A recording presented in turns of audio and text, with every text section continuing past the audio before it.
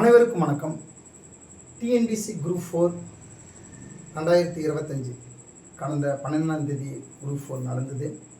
இப்போ group 2A group 4 class வகுப்பு தொடங்கி இருக்கு.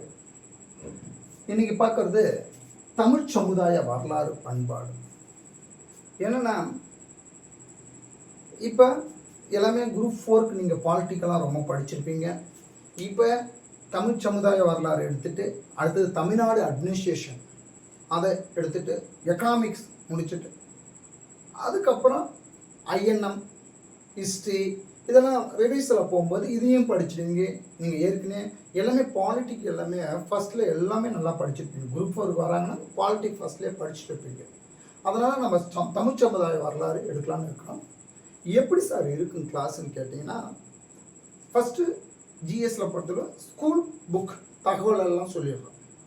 அடுத்தது வெங்கடேசன் அவர் ஆத்தர் அந்த தமிழ் சமுதாய வரலாறு இருக்குது. அதை நம்ம அந்த அதை வாங்கி அந்த புக்ஸில் இருக்கிற தகவலெல்லாம் சொல்லித்தரோம். அப்போ அவுட் ஆஃப் சோர்ஸ் நம்ம கண்டிப்பாக நம்ம போய் தான் ஆகணும். இப்போ பாலிட்டிக் லக்ஷ்மிகாந்தா யூபிஎஸ்சி என்னென்ன ஆத்தர் யூஸ் பண்ணுறாங்களோ அதெல்லாம் நம்ம வாங்கி அவுட் ஆஃப் மெட்டீரியல்ஸுக்கு நம்ம படிச்சிடலாம். சரி சார், இப்போ ஜிஎஸ்ஸை பொறுத்தவரை எப்படி படிக்கணும், எப்படி அணுகணும், எப்படி டெஸ்ட்டு போடணும்னு பார்த்தீங்கன்னா, இப்போ ஜிஎஸ்ஸை பொறுத்தளவு நீங்கள் ஸ்கூல் புக்கில் தான் படிச்சிருப்பீங்க. நீங்கள் மனப்பாடம் பண்ணாலும் இப்போ இருக்கிற கொஸ்டின் தரம் மனப்பாடம் பண்ணால் நம்மளால் அடிக்கவும் முடியல. அப்போ ஒரு சப்ஜெக்டை உள்வாங்கி அதை நம்ம சொல்லி பார்க்குறோம்.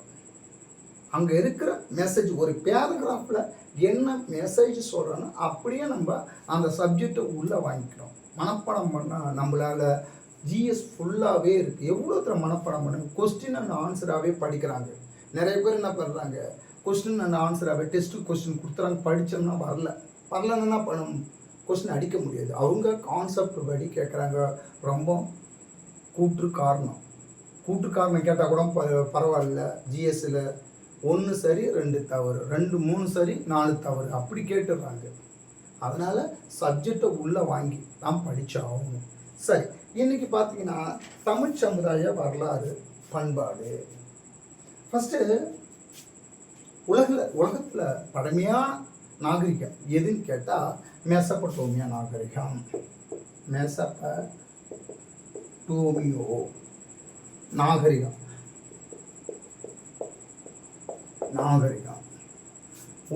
உலகத்திலே மிக பழமையான நாகரிகம் எதுன்னு கேட்டால் மெசபடோமியா நாகரிகம். யூப்ரிட்டிஸ் டைக்ரிஸ் அந்த நதிக்கரையில் தோன்றுறது. ரைட்டுங்களா? இப்போ மெசபடோமியா நாகரிகம் நம்மளுடைய இண்டஸ் வேலி சிவிலைசேஷன் பார்த்தீங்கன்னா சிந்து சமோலி நாகரிகம். ரைட்டுங்களா?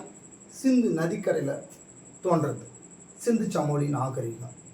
அப்போ மெசபடோமியா உலகத்திலேயே மிக பழமையான நாகரிகம் எதுன்னு கேட்டால் மெசபடோமியா நாகரிகம் யூப்ரிட்டிஸ் டைக்ரிஸ் என்ற நதிக்கரையில் தோன்றுகிறது. பெரும்பாலும் இந்த நாகரிகங்கள்லாம் ஏன் நதிக்கரையில் தோன்றுறது காரணம் என்னென்னா, அங்கே வளமான மண், நீர், போக்குவரத்துக்கு வசதியாக இருந்தது. இப்போ இருக்கிற மாதிரிலாம் இருக்காது. அப்போலாம் பயங்கர காடாக இருக்கும். ரைட்டுங்களா? காடு. அப்போ போக்குவரத்து தண்ணியில் இருக்கும்போது அவன் படகு மூலிமா அடுத்த இடத்துக்கு போகிறதுக்கு அவன் நீர் போக்குவரத்தை பயன்படுத்தினான். ரைட்டுங்களா? அப்போ உலகத்தில் மிக பழமையான நாகரிகம் எதுன்னு கேட்டால் மெசபடோமியா நகரம் 6000 ஆண்டுகளுக்கு முற்பட்டது. 6500 ஆண்டுகளுக்கு முற்பட்டது. அதெல்லாம் ஞாபகம் வச்சுங்க. மெசபடோமியா நாகரிகம் இது யூப்ரிட்டிஸ் டைக்ரிஸ் என்ற நதிக்கரையில் தோன்றது. யூப்ரிட்டிஸ் டைக்ரிஸ் நதிக்கரையில் தோன்றது. இப்போ நம்மளுடைய இந்தியாவுடைய நாகரிகம் பார்த்தா சிந்து சமோலி நாகரிகம், ஹரப்பா, மொஹஞ்சதாரோ 2 இடம் இருந்தது. சரி, இப்போ இந்த மாதிரி நீங்கள் என்ன பண்ணணும்னா இந்த சப்ஜெக்டை உள்ளே வாங்கி நீங்களே என்ன பண்ணணும்னா சொல்லி பார்க்கணும். ஒன்றும் இல்லை, இதை உடனே சொல்லி பார்க்க உங்களால் முடியாது. நீங்கள் நான் சொல்கிறது தான் ஒரு நோட்டு பேப்பர் எடுத்து மெசபடோமியா நாகரிகம் அவ்வளோதான் எழுதணும். இப்போ ஷார்ட் நோட்ஸ் எப்படி எடுக்கணும்னா மெசபடோமியா நாகரிகம் சொன்னோன்னா அதை மட்டும்தான் வச்சுக்கணும். அப்போ மெசபடோமியா நகரம் யூப்ரீஸ் டைக்ரீஸ் என்ற நதிக்கரையில் தோன்ற 6000 ஆண்டுகளுக்கு முற்பட்டது. மனசில் புரிஞ்சுதா? நீங்கள் நோட்ஸ் எடுக்கணும்னா நோட்டு பக்கம் பக்கமாக எடுக்கக்கூடாது, அது அசைன்மெண்ட் ஆகிடும். ஒரே பேஜ் தான் இருக்கணும். நம்ம அப்போ மெசபடோமியா நாகரிகம்னா உலகத்தில் பழமையான நாகரிகம். அப்போ ஹரப்பா மொஹஞ்சதாரோ இருக்குதுல்ல, அந்த மாதிரி அந்த காலகட்டத்தில் நம் தென்பகுதியில் பூம்புகார், மதுரை, காஞ்சி 3 நகரங்கள் ஹரப்பா மொஹஞ்சதாரோ எப்படி இருந்ததோ அந்த காலகட்டத்தில், அந்த சமகாலத்தில் பூம்புகார், மதுரை, காஞ்சி தென் தமிழகத்தில் இருந்தது. ரைட்டுங்களா? அப்போ ஹரப்பா மொஹஞ்சதாரோ எப்படி அங்கே அந்த இடத்துல புறப்பட்டு இருந்ததோ அதே சமகாலத்தில் பூம்புகார், மதுரை, காஞ்சி இங்கேயும் சிறந்த நகரமாக இருந்திருக்கு. ரைட்டுங்களா? அவ்வளோதான். இப்போ ஒவ்வொரு நகரத்தை பற்றி பார்க்கலாம். இந்த கிளாஸ் பார்த்தீங்கன்னா ஒரு கொஞ்சம் அப்படியே திட்டத்தட்டமாக ஒரு நாளைக்கு ஒரு 20 கொஸ்டினாக பார்க்கலாம். ஒரு 5 பார்ட்டாகவே இது பெரிய போர்ஷன். இது தமிழ் சமுதாய வரலாறு பார்த்தீங்கன்னா தென்னிந்தியா வரையும் தென்னிந்திய சமுதாய வரலாறு வரையும் வருது. அப்போ ஒரு 5 போர்ஷனாகவே பார்த்துடலாம். ரைட்டா? 5 நாளில் இதை இந்த சாப்டரை முடிச்சிடலாம். ரைட்டுங்களா? அப்படி ஒரு பார்ட்டாக பார்த்துக்கலாம். சரி, ஃபஸ்ட்டு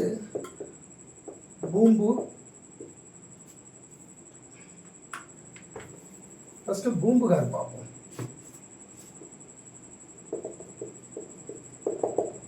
பூம்புகார் நகரத்தை பற்றி பார்க்கலாம். இப்போ பூம்புகார் நகரத்தில் பார்த்தீங்கன்னா கோவலன், கண்ணகி 2 பேரும் வாழ்ந்தாங்க. கோவலன்றவங்க, கண்ணகின்றது நம்ம பார்த்துருப்போம். சிலப்பதிகாரத்தில் இளங்கோவடிகளை பார்த்துருப்போம் நம்ம. அப்போ கோவலன், கண்ணகி. ரைட்டுங்களா? இங்கே கோவலனுடைய தந்தை மாசாத்துவன், இது கண்ணகியின் தந்தை மாநாயக்கன். மாசாத்துவன்னா பெரு வணிகன், மாநாயக்கனா கடல் வணிகன், பெருங்கடல் வணிகம். இது கொஞ்சம் குழப்பற மாதிரி இருக்கும். கண்ணகி கடல்னு வச்சுங்க ஞாபகம், ஒரு ஷார்ட்கட்டாக. கோவலன்னா மாசாத்துவன் பெரு வணிகன், அவங்க அப்பா அவங்க தந்தை கோவலனுடைய தந்தை பெரு வணிகன். கண்ணகியோட தந்தை மாநாயக்கன், அவர் பெருங்கடல் வணிகன். அப்போ இந்த பூம்புகாரை பற்றி நகரத்தை பற்றி சிறப்பு நமக்கு எப்படி தெரியுதுன்னா சிலப்பதிகாரம் வாயிலாக நமக்கு தெரியுது. இந்த சிலப்பதிகாரத்தின் மூலமா நம்ம பூம்புகார் நகரத்தின் சிறப்பை பற்றி நம்ம தெரிஞ்சுக்கிறோம். இப்போ பூம்புகார் எங்கே இருக்குதுன்னா வங்காள விரிகுடா கடற்கரையில் அமைஞ்சிருக்கு. வங்காள விரிகுடா கடற்கரையில் அமைஞ்சிருக்கு. தற்போது மயிலாடுதுறை அருகில் உள்ளது. அப்போ இந்த பூம்புகார் பார்த்தீங்கன்னா கோவலன், கண்ணகி வாழ்ந்திருக்காங்க. கோவலனுடைய தந்தை மாசாத்துவான பெரு வணிகன், கண்ணகி மாநாயக்கன் என்றால் பெருங்கடல் வணிகன். அப்போ இந்த பூம்புகார் சிறப்பெல்லாம் எந்த நூலில் பற்றி தெரிஞ்சுக்கிறோன்னா சிலப்பதிகாரத்தின் வாயிலாக இந்த பூம்புகார் நகரின் சிறப்பை பற்றி நம்ம தெரிஞ்சு அறிய முடிகிறது. ரைட்டுங்களா? அடுத்தது இந்த பூம்புகாரில் பார்த்தீங்கன்னா கிரேக்கர்களும் ரோமானியர்களும் வியாபாரம் பண்ணியிருக்காங்க. கிரேக்கர்களும் ரோமானியர்களும் அப்போ இங்கே வணிகம் செய்யும்போது தங்க வேண்டியது இருக்கும்ல.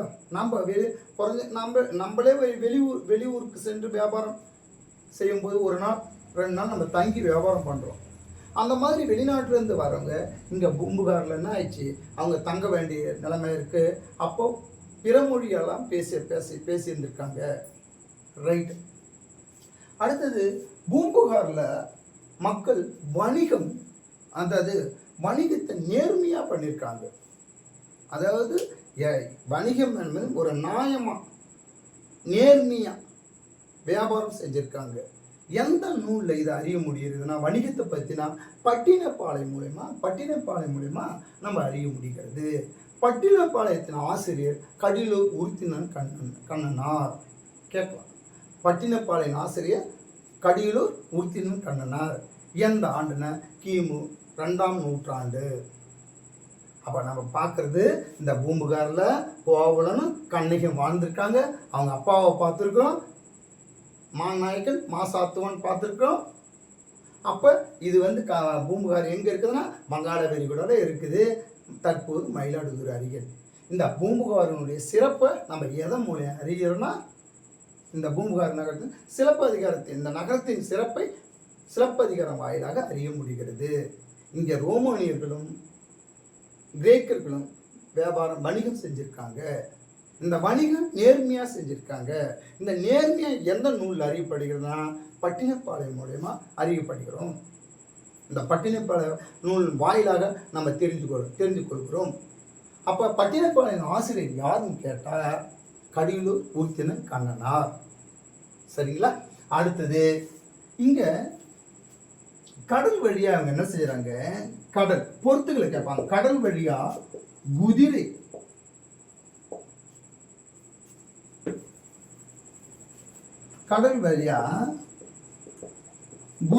இறக்குமதி பண்ணிக்கிறாங்க கடல் வழியா. ரெண்டாவது தரை வழியா கருமிளகு இறக்குமதி செஞ்சிருக்காங்க. கடல் வழியா குதிரையை இறக்குமதி பண்ணியிருக்காங்க, தர வழியா கருமிளகு. அடுத்தது தென்கடல் முத்து,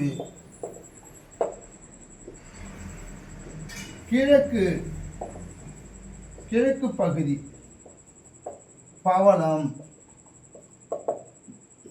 அஞ்சல், வடமலை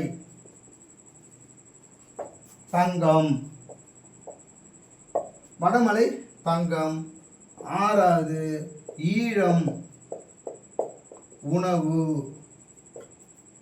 அப்போ வடமலை தங்கத்தை இறக்கி அதை மெருகூட்டப்பட்டு மீண்டும் வெளிநாட்டுக்கு கொண்டு போயிருக்காங்க. ரைட்டுங்களா? இது பொறுத்துக்களை கேட்பா. சரிங்களா? பூம்புகாரை பற்றி அவ்வளோதான், போதும். இந்த தகவல் போதுமான தகவல் தான். இந்த பூம்புகாருடைய இந்த தகவல் போதுமான தகவல் தான். சரி, அப்போ இப்போ நீங்கள் இதை மனப்பாடம் பண்ணக்கூடாது. ஏன்னா நீங்கள் குரூப் 2 படிக்கிறீங்கன்னா இதை வந்து அப்படியே நீங்கள் தெரிஞ்சுக்கணும். ரைட்டுங்களா? அப்போ உங்களுடைய மைண்ட் செட்டில் ஃபுல்லாகவே இந்த தகவல் ஃபுல்லாக இருக்கணும்.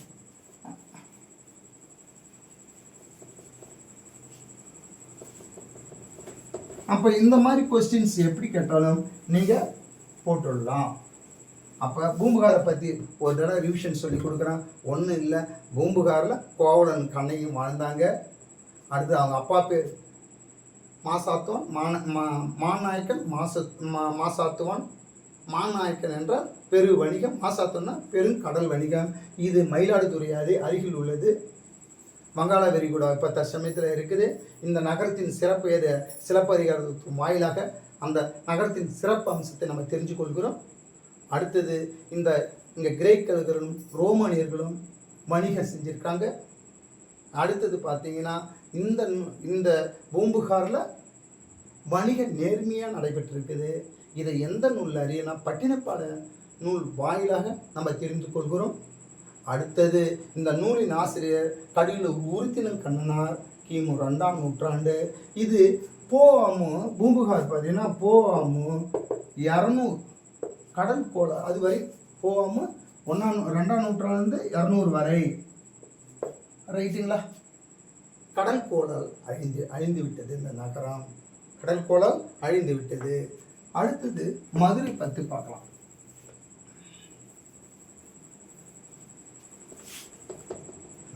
அடுத்தது மதுரை. இங்கே பாண்டியர்களும் சோழர்களும் களப்பிரர்களும் பிற்கால சோழர்களும் நாயக்கர்களும் ஆட்சி புரிந்திருக்காங்க. அப்போ பாண்டியர்கள், சோழர்கள், களப்பிரர்கள், பிற்கால சோழர்கள், நாயக்கர்கள் இந்த மாதிரி மாறி மாறி ஆட்சி புரியும் போது அங்கே நிறைய பகுதியாக ஆட்சி செஞ்சுருக்காங்க. அப்போ கலப்பு நிகழ்ந்திருக்கு. கலப்புனா என்னது? கலப்பு திருமணம். அப்போ இதனால் வணிகம் செழித்து ஓங்கி இருக்குது. நல்ல வியாபாரம் இருந்திருக்கு. மதுரையில் என்ன இருக்கு? நல்ல வியாபாரம் இருந்திருக்கு. அப்போ இங்கே நாலாங்கடி அல்லாங்காடி இந்த 2 அங்காடி இருந்திருக்கு. நாலாங்கடி என்பது பகல் பொழுதில் வியாபாரம் செய்வது. அல்லாங்கடி என்பது இரவு பொழுதில் வியாபாரம் செய்வது. அப்போ இரவு முழுவதும் வியாபாரம் இருந்திருக்கு. நாலாங்கடி இரவிலே வியாபாரம் இருந்திருக்கு. நாலாங்கடி அல்லாங்கடி. இந்த நாலாங்கடி அல்லாங்கடி வியாபாரம் எதில் மூலம் நம்ம தெரிஞ்சுக்கலாம்? மதுரை காஞ்சி அந்த நூலின் வாயிலாக நாலாங்கடி அல்லாங்கடி பற்றி இங்கே மதுரையில் இருந்துக்குது நம்ம தெரிஞ்சுக்கிறோம். இஸ்ரேல் அரசர் உவரி முத்துக்களை இறக்குமதி பண்ணியிருக்காங்க. ரைட்டுங்களா? இந்த கடைச்சங்கத்தில் என்ன பண்ணிக்கிறாங்க? தமிழ் புலவர்கள் 49 புலவர்கள் வாழ்ந்திருக்காங்க. கடைச்சங்கத்தில் எத்தனை? 49 புலவர்கள் தமிழ் புலவர்கள் இருந்திருக்காங்க. அடுத்தது பார்த்தீங்கன்னா மதுரை பற்றி தெரிஞ்சிங்கன்னா இங்கே ரோமானிய நாணயங்கள் தொழிற்சாலைகள் ஏராளமாக இருந்திருக்கு. அவ்வளோதான், போதுமான தகவல் இதுதான். அப்போ மதுரையில் என்னன்னா பாண்டியர்களும் சோழர்களும் கலப்பர்கள் பிற்கால பாண்டியர்கள் நாயக்கர்கள் ஆட்சி புரிந்திருக்காங்க. கலப்பு திருமணம் கலப்பு நிகழ்ந்திருக்கு. இதன் விளைவாக இங்கே வணிகம் செழிப்பாக நடைபெற்றிருக்குது. வணிக செழிப்பாக இருந்திருக்குது. இஸ்ரேல் அரசர் சாலமன் ஊரி என்னும் இடத்துல முத்துக்களை இறக்குமதி செஞ்சிருக்காரு. ரோமானிய தொழிற்சாலைகள் இங்கே இருந்திருக்குது. ஏராளமான ரோமானிய தொழிற்சாலை நாணயங்கள் தயாரிக்கிற தொழிற்சாலை இருந்திருக்கு. நாலாங்கடி அல்லாங்கடி இருந்திருக்கு. ரைட்டுங்களா? மதுரை. அடுத்தது காஞ்சியை பற்றி பார்க்கலாம்.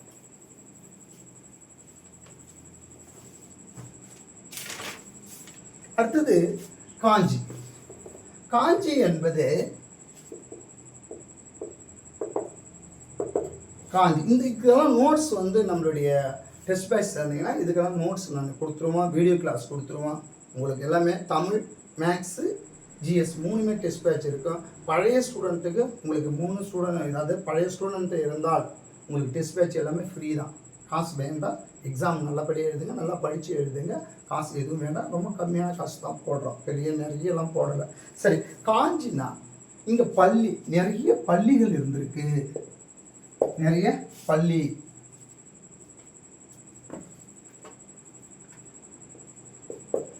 பள்ளி இருந்திருக்கு காஞ்சினா. இங்கே சமண மதமும் புத்த மதமும் ஓங்கி இருக்குது. சமண பள்ளி, சமண மதமும் புத்த மதமும் 2 மதம் இருந்திருக்கு. அப்போ சமணப்பள்ளி புத்த பள்ளி. நாலந்தா பல்கலைக்கழகத்தில் இவான் ஷுவாங் சீன பயணி அங்கே படிச்சுட்டு கூடுதல் படிப்பு காஞ்சிக்கு கடிக்கு வராங்க. ரைட்டுங்களா? அடுத்தது இங்கே தர்மபாலர், போதி தர்மர், சுமதி இவங்கெல்லாம் வாழ்ந்துருக்குறாங்க. தர்மபாலர், போதி தர்மர், அடுத்தது ஜோதி பாலர் இவங்கெல்லாம் பார்த்தீங்கன்னா இங்கே வாழ்ந்துருக்காங்க. இங்கே காஞ்சியில் வாழ்ந்துருக்காங்க. ரைட்டுங்களா? அடுத்தது பார்த்தீங்கன்னா நகரங்களில் இது ரொம்ப முக்கியமான கொஸ்டின்ஸ். இது நகரங்களில் சிறந்தது முக்கியமான கொஸ்டின்ஸை நோட் பண்ணிங்க. 2 கன்ஃபியூஷன் ஆகிற கொஸ்டின்ஸ் தான். அதாவது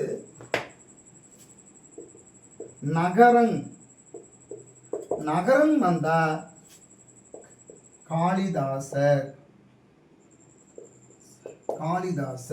நகரம். கல்வியில் கரையில்லாத திருநாவுக்கரசர்.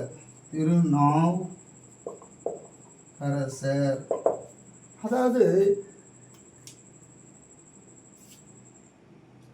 நகரங்களில் சிறந்ததுன்னு சொல்லியிருக்காரு காளிதாசர். கல்வியில் கரையில்லாத காஞ்சின்னு எது சொன்னாங்கன்னா அது திருநாவுக்கரசர். காஞ்சி பார்த்தீங்கன்னா இது ஏரிகள் மாவட்டம் சொல்கிறாங்க காஞ்சி. இங்கே கைலாசநாதர் கோவில் ராஜசிம்மனால் கட்டப்பட்டது. போதுமான இங்கே மணிமேகலை நம்ம பார்த்தீங்கன்னா கடைசி இறப்பு அங்கே தான் இறந்துருக்குறாங்க. அவங்க கடைசி காலத்தில் வாழ்ந்து மணிமேகலை இறப்பு அங்கே தான் இருந்திருக்காங்க. இந்த நிகழ்ச்சி இந்த காஞ்சியை பற்றி தெரிஞ்சால் போதுமானது தான். இது இவ்வளோதான் போதும். அப்போ நம்ம பார்த்துக்கிட்டு பார்த்தா காஞ்சி என்னன்னா காஞ்சி பள்ளிகள் நிறைய இருந்திருக்கு. காஞ்சி அதாவது கல்வியில் கரையில்லாத காஞ்சி. காஞ்சியில் ஏராளமான பள்ளிகள் இருந்திருக்கு. சமணப்பள்ளி, புத்த மதமும் மேலோங்கி இருந்திருக்கு. இங்கே கூடுதல் படிப்புக்காக இவான் ஷ்வாங் வந்திருக்காங்க. இங்கே தர்மபாலர், ஜோதிபாலர், போதி தர்மர், சுமதி இவங்கெல்லாம் வாழ்ந்திருக்காங்க. அடுத்தது பார்த்தீங்கன்னா இது நகரங்களில் சிறந்ததுன்னு சொன்னால் காளிதாசர் சொல்லியிருக்காரு. கல்வியில் கரையில்லாததுன்னா திருநாவுக்கரசு சொல்லியிருக்காங்க. ரைட்டுங்களா? அடுத்தது பார்த்தீங்கன்னா இது காஞ்சி, அவ்வளோதான். அப்போ நம்ம மதுரை, பூம்புகார், காஞ்சி 3 நகரங்கள் இன்றைக்கி பார்த்துட்டோம். வகுப்பு 1, வகுப்பு 2, வகுப்பு 3 ஒரு 5 கிளாஸு தமிழ் சமுதாய வரலாறு முடிச்சிடலாம். ஏன்னா பெரிய போர்ஷனு கொஞ்சம் கொஞ்சமாக படிப்போம். நீங்கள் அதுக்குள்ளே நீங்கள் என்ன பண்ணால் பாலிட்டி ஏற்கனவே படிச்சிருப்பீங்க, அதை ரிவிஷன் பண்ணினே இருங்க. இது டெய்லியும் ஒரு வகுப்பு பாருங்கள். அழகாக நான் என்ன பண்ணுறேன், இந்த தமிழ் சமுதாய வரலாறு இதை ஸ்கூல் புக்கில் இருக்கிற டேட்டாவும் சொல்லிவிட்டு, அடுத்தது ப்ரீவியஸ் கொஷின் பேப்பர் சொல்லிவிட்டு, ப்ளஸ் இதோடைய நல்ல வெங்கடேஷ் ஆத்தர் இருக்காங்க, அவங்களுடைய புக்ஸில் இருக்கிற இதுவும் தகவலும் உங்களுக்கு சொல்லிக் கொடுக்குறோம். நன்றி, வணக்கம்.